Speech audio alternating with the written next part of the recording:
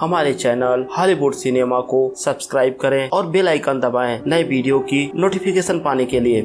दोस्तों नमस्कार, आज मैं बात करने वाला हूँ एक बहुत ही बेहतरीन अमेरिकन सुपरनेचुरल हॉरर मूवी के बारे में, जिसमें हम एक लड़की को देखेंगे जिसके पीछे एक बच्चे का घोस्ट पड़ जाता है, लेकिन वो घोस्ट सिर्फ उस लड़की का ही पीछा करता है। और मुझे पूरा यकीन है कि आपको ये वीडियो जरूर पसंद आएगा, तो वीडियो को अंत तक जरूर देखें। मूवी के शुरुआत में हम केसी नाम की एक लड़की को देखते हैं जो सुबह मॉर्निंग वॉक कर रही होती है, और तभी केसी को सड़क पर एक क्लब दिखता है। तो केसी क्लब को अपने हाथ में उठा लेती है और तभी केसी को अपने पीछे कोई आवाज सुनाई देती है। केसी जब पीछे मुड़कर देखती है तो उसके पीछे एक छोटा बच्चा खड़ा होता है। बच्चा देखने में काफी डरावना होता है और एकाएक केसी देखती है वो बच्चा वहाँ से गायब हो जाता है और बच्चे की जगह पर एक कुत्ता होता है जिसके चेहरे पर मास्क लगा होता है। अब कुत्ता सड़क के किनारे जंगल की तरफ बढ़ने लगता है तो केसी उसका पीछा करती है,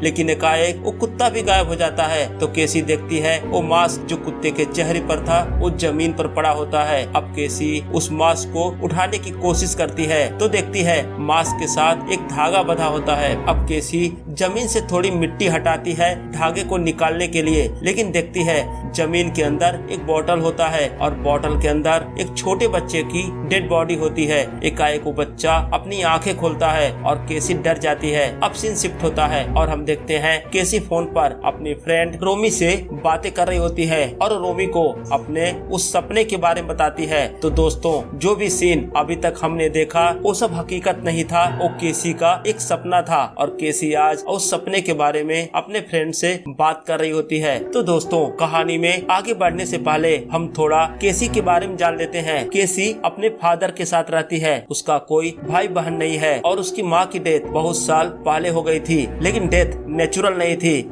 उसकी माँ ने फंदे से लटककर खुद को खत्म कर लिया था। तो केसी अपना टाइम पास करने के लिए कॉलेज से आने के बाद अपने पड़ोसी के वहाँ बेबी सिटर का काम करती है और अभी वो अपने पड़ोसी के घर पर ही थी और तभी केसी को ऊपर के फ्लोर से मेटी की आवाज आती है। मेटी वही बच्चा है जिसकी यहाँ पर केसी बेबी सिटिंग कर रही है। तो केसी ऊपर वाले फ्लोर पर जाकर देखती है, वो देखती है मेटी अपने छोटे भाई को मिरर दिखा रहा होता है, लेकिन जब केसी उसे मना करती है तो मेटी उसी मिरर से केसी के चेहरे पर हमला कर देता है और साथ ही बोलता है zombie want to born now. आज की घटना केसी के लिए थोड़ी अजीब होती है क्योंकि मेटी ने ऐसा बिहेवियर कभी पहले नहीं दिखाया था। अब हम देखते हैं मेटी के पेरेंट्स आ जाते हैं तो केसी वहाँ से अपने घर के लिए निकलती है। जब केसी अपने घर जा रही होती है तो रास्ते में सड़क पर वही सेम ग्लब दिखता है जो उसने कुछ दिन पहले अपने सपने में देखा था। अब हम देखते हैं केसी अपने घर पर होती है और जब वो अपने वॉशरूम से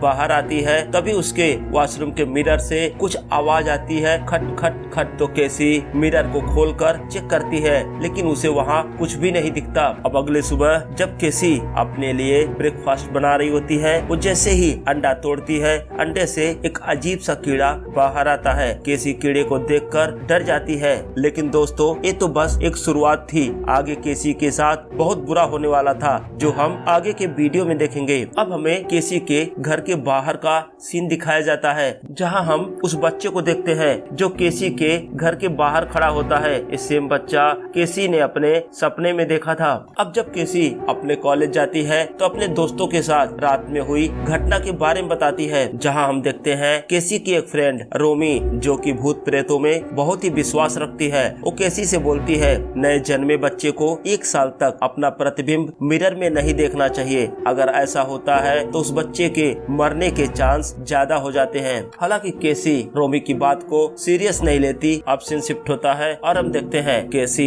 अपने क्लासरूम में होती है, तभी उसे ब्लैक बोर्ड पर लिखा हुआ दिखता है zombie want to born now. और वहीं हम नोटिस करते हैं कि केसी ने अपने नोटबुक पर यही लिख रखा था zombie want to born now. तभी केसी के हाथ पर कोई कीड़ा दिखता है, केसी डर जाती है और अपने क्लासरूम से बाहर आती है। अब सीन शिफ्ट होता है और और हम देखते हैं केसी और रोमी एक दूसरे से बात कर रहे होती हैं। तभी रोमी बोलती है कि केसी, तुम्हारी एक आंख के कलर में कुछ बदलाव आ रहा है और तुम्हें डॉक्टर से मिलना चाहिए। अब हम देखते हैं केसी अपने बॉयफ्रेंड मार्क के साथ एक डॉक्टर से मिलती है तो डॉक्टर उसके आंखों का चेकअप करते हैं। तो डॉक्टर केसी से बोलते हैं कि उन्होंने उसकी आंखों का कुछ इमेज लिया है, उन्हें कुछ जांच करनी होगी और जांच की रिपोर्ट आने के बाद ही वो कुछ बता पाएंगे। अब रात में जब केसी अपने घर पर होती है तो उसे दोबारा अपने वॉशरूम के उस मिरर से आवाज आती है। जब वो मिरर को खोलती है तो उसके अंदर वही डरावना बच्चा होता है। उस बच्चे को देखकर केसी चीखने लगती है। अब सीन शिफ्ट होता है और हम देखते हैं अगली सुबह जब केसी मॉर्निंग वॉक के लिए घर से बाहर जाती है तो देखती है उसके पड़ोसी का वो बच्चा जिसके लिए वो बेबी सिटिंग करने जाती थी उसकी मौत हो गई थी। तो केसी को रोमी की कही हुई बात याद आती है कि अगर छोटे बच्चे को उसका प्रतिबिंब दिखाया जाए तो उसकी डेथ हो जाती है। अब दिन में केसी डॉक्टर से मिलने जाती है तो डॉक्टर बोलते हैं सारी रिपोर्ट सही आई है, उसकी आंखों में कोई प्रॉब्लम नहीं है। तो डॉक्टर बोलते हैं ऐसा तभी होता है जब आपका कोई जुड़वा भाई या बहन हो। तो केसी डॉक्टर से बोलती है लेकिन वो तो अपने माँ बाप की इकलौती संतान है। अब जब केसी अपने घर पहुँचती है तो अपने फादर से पूछती है कि क्या उसका कोई जुड़वा भाई या बहन था। तो केसी के फादर बताते हैं हाँ, उसका एक जुड़वा भाई था लेकिन वो पैदा होते ही मर गया। तो केसी पूछती है कि क्या आप लोगों ने उसका कोई नाम रखा था। तो उसके फादर बताते हैं हाँ, तुम्हारी माँ ने उसका निक नेम रखा था जुम्बी। जुम्बी नाम सुनकर केसी सोचने लगती है क्योंकि मैटी ने भी यही शब्द बोला था, zombie want to born now. अब केसी अपने माँ के रूम में जाकर पुरानी फोटो देखती है। तभी उसे वहाँ एक लिफाफा मिलता है। लिफाफे के अंदर 2 वीडियो कैसेट होते हैं और साथ ही एक न्यूज़पेपर की कटिंग होती है जिसमें रोमी नाम की एक औरत का जिक्र होता है और साथ ही उस लिफाफे में रोमी का एक फोटो भी होता है जिसमें हम देखते हैं रोमी प्रेग्नेंट होती है और उसके बगल में वही डरावना बच्चा खड़ा होता है जिस डरावने बच्चे को अक्सर केसी अपने सपने में देखती है। तो केसी सोफी से मिलने का फैसला करती है। अब केसी सोफी से मिलने वृद्धा आश्रम में जाती है और सोफी से अपने माँ के बारे में पूछती है। वो जानना चाहती है कि क्या सोफी उसकी माँ को जानती थी, लेकिन सोफी इनकार कर देती है। तो केसी उसे वो न्यूज़पेपर की कटिंग और फोटोग्राफ दिखाती है जिसमें सोफी प्रेग्नेंट होती है और वो डरावना बच्चा फोटो में होता है। लेकिन जैसे ही सोफी उस बच्चे को फोटोग्राफ देखती है वो डर जाती है और केसी को वहाँ से जाने के लिए बोलती है। अब केसी और डर जाती है, उसे समझ नहीं आता आखिर ये चल क्या रहा है। खैर शाम को केसी अपने बॉयफ्रेंड मार्क और अपनी फ्रेंड रोमी के साथ क्लब में जाती है पार्टी करने के लिए। तो केसी को उस क्लब में भी वही बच्चा दिखने लगता है और केसी महसूस करती है कि आज उसने ज्यादा ही ड्रिंक कर लिया है। तो केसी बाथरूम में जाती है, वोमिटिंग करने लगती है। तभी बाथरूम की दीवारों से कीड़े निकलने लगते हैं और उनको देखकर केसी चीखने लगती है। अब बाथरूम का एक दरवाजा खुलता है जहाँ केसी अपनी माँ की आत्मा को देखती है। अब केसी की चीख सुनकर मार्क और रोमी वहाँ आ जाते हैं। तो केसी अपनी आंखें खोलती है और देखती है सारे कीड़े वहाँ से गायब हो चुके थे। अब सीन शिफ्ट होता है और हम देखते हैं रात में केसी जब अपने कमरे में सो रही होती है तो सपना देखती है। वो देखती है वो खुद अपने कमरे की छत से चिपकी होती है और नीचे बेड पर भी वही सो रही होती है। तभी वो देखती है वो डरावना बच्चा उसके बिस्तर पर होता है। पहले उसका पेट सहलाता है और फिर उसके पेट को फाड़ने लगता है। तो केसी चीखने लगती है और उसकी नींद खुल जाती है। और तभी केसी को सोफी का कॉल आता है और सोफी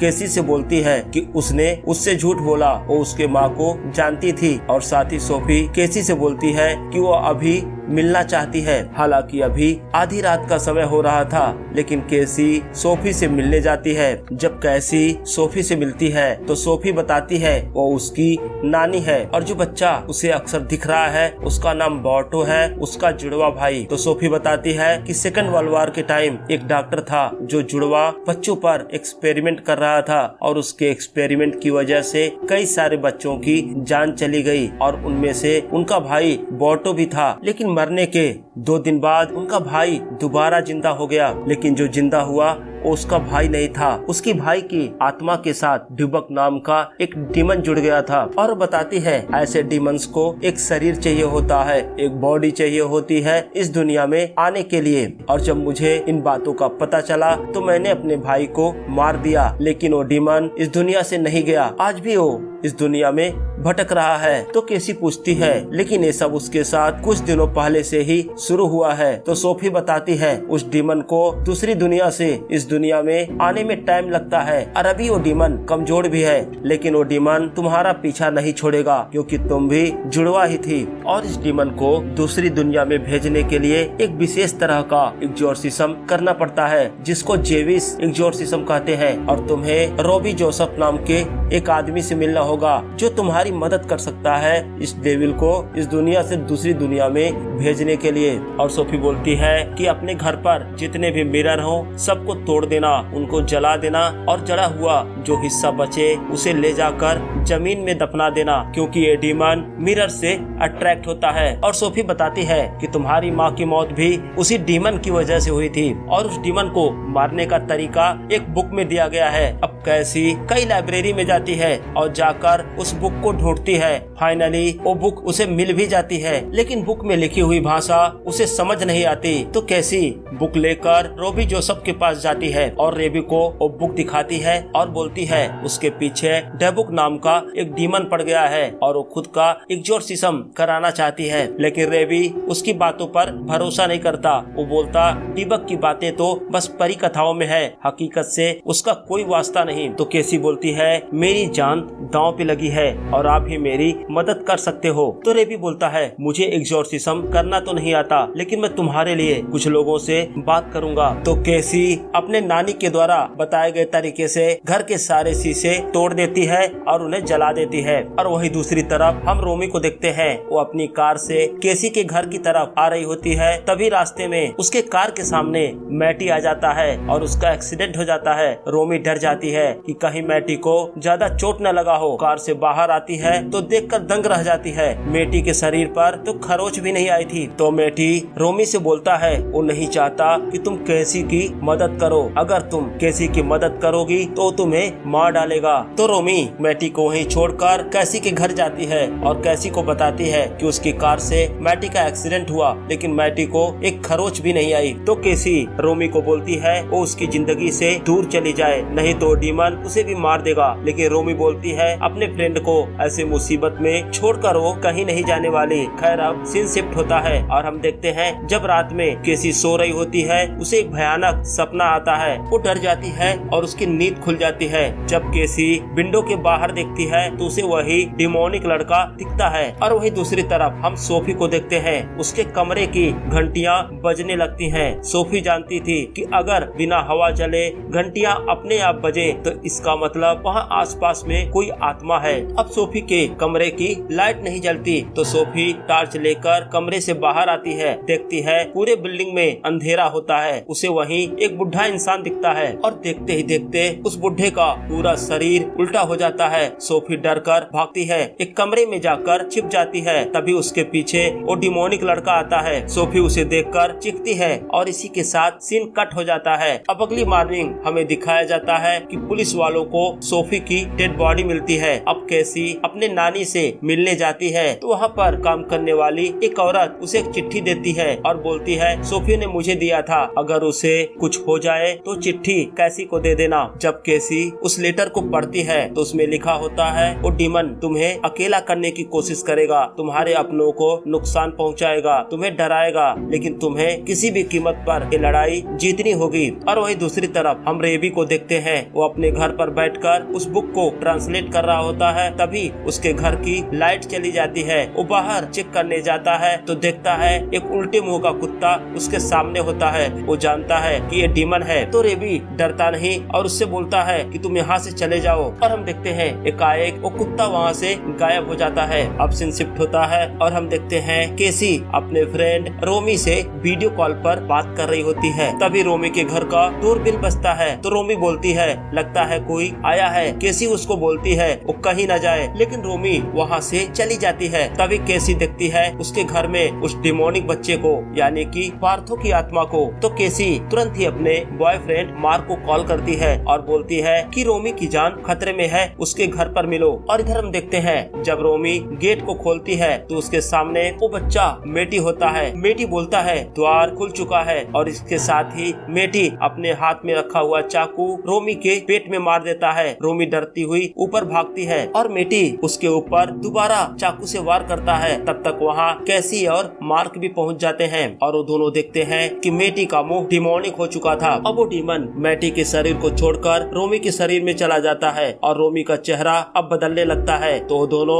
मेटी को लेकर उसके घर से निकल जाते हैं। अब सीन शिफ्ट होता है और हम देखते हैं केसी और मार्क रेबी से मिलते हैं। तो रेबी भी अब एक्सोर्सिज्म के लिए तैयार हो गया था, क्योंकि कल रात ही उसने भी डीमन को देख लिया था। तो रोबी इस काम के लिए एक प्रीस्ट और कुछ और लोगों को इकट्ठा करता है। अब सीन शिफ्ट होता है और हम देखते हैं रेबी सब लोगों को लेकर रात में एक सुनसान जगह पर जाता है जहां आज वो एक्सोर्सिज्म करने वाला था। अब वो लोग केसी को एक स्ट्रेचर पर लेटाते हैं और उसके हाथ पैर बांध देते हैं। उसके चारों तरफ गोला बनाकर खड़े हो जाते हैं और मंत्रों का उच्चारण करने लगते हैं। अब हम देखते हैं वो डिमोनिक बच्चा वहां आ जाता है और अपनी शक्ति से सबको उठाकर इधर उधर फेंकने लगता है। हम देखते हैं रेबी भी गिरकर बेहोश हो जाता है। तो मार्क किसी तरह से केसी को वहां से निकालता है और लेकर भागता है। अब वो डीमन मार्क के शरीर में आ जाता है। तो मार्क केसी को मारने की कोशिश करता है, लेकिन केसी अपना लॉकेट जो उसके नानी ने दिया था उसके गले पर मारती है। तो मार्क उसे छोड़ देता है। अब हम देखते हैं रेबी वहाँ दोबारा आ जाता है और अपना एक्सोर्सिज्म जारी रखता है। अब केसी भी उसके साथ मंत्र पढ़ने लगती है और हम देखते हैं वो डीमन अब मार्क के शरीर को छोड़ता है, लेकिन मार्क का शरीर छोड़ने से पहले उसे फर्स्ट फ्लोर से नीचे गिरा देता है और नीचे गिरने की वजह से मार्क की मौत हो जाती है। और मार्क की मौत से केसी बहुत ही